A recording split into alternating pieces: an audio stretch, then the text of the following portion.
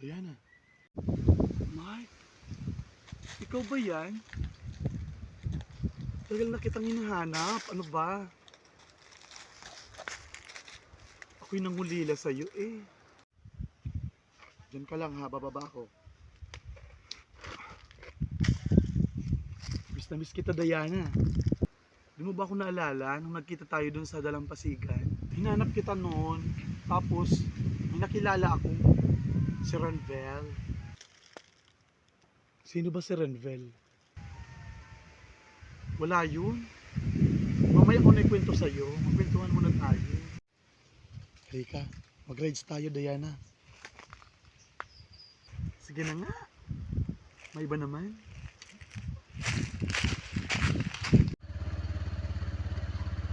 Mark, saan ba tayo pupunta? Pupunta tayo sa kung saan pwede tayong makapag-usap ng itiwasay. Wala bang storbo? Talaga? Alam mo ba kung saan to? Hindi ko alam eh. Pagmasdan mo na lang. Doon tayo.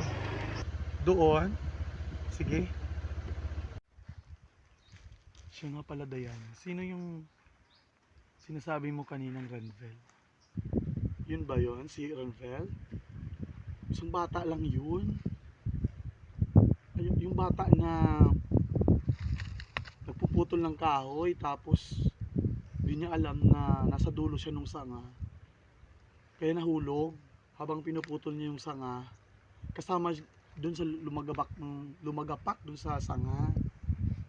Ngayon, hindi ko na alam kung anong nangyari sa kanya. Nabalitaan ko lamang yun eh. Ah, yan lang naman pala. Kala ko kung sino. Kaya pala ako hindi nakapunta dito. Di mo ko nakita. Ganito, may kwento din ako sa'yo. Mang Domeng. O ano Mark, anong may paglilingkod ko sa'yo? Gusto ko sanang bilhin yung ano mo, yung alaga mo kabayo. Ah, yung aking kabayo? Oo, matagal ko na yung naisip pagbili. Bibilin mo talaga? Magkano po ba? Mga 60,000. Sige, bayaran na po kita bukas. Pwede ko pong makita yung kabayo? Ngayon na? O sige, samahan na kita. Nandun yung kabayo ko. Tara. Siya nga pala, Mang Domeng. Paano ko patatakbuhin yung kabayo? Ganito lang yon. Sabihin mo lang, "Hay, salamat." Kapag patitigilin mo naman, sasabihin mo, "Oh yeah." Masubukan nga ang kabayo ni Mang Domeng. Ano nga yun? Pagpapaandarin, pagpapatakbuhin, "Hay, salamat." Kapag patitigilin, "Oh yeah." Sige nga. "Hay, salamat."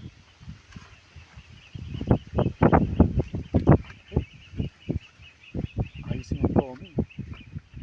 "Oh yeah." "Hay, salamat." "Oh yeah." Paglaruan ko nga ito. "Hay, salamat." "Oh yeah."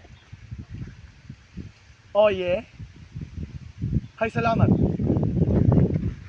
"Oh yeah." "Hay, salamat."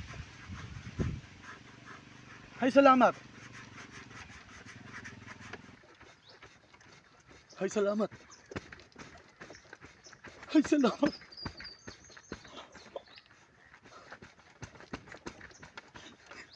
Yeah! Ay, bangin na to. Muntik na. Hay, salamat. Kung ngayon, alam mo na kung anong kwento ko ngayon. So, tara na. Uwi na tayo. Nakakatawa naman ang kwento mo.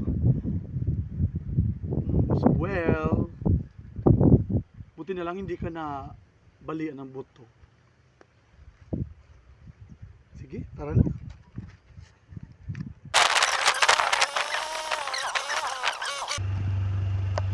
Hindi ko naintindihan. Ano sinasabi mo?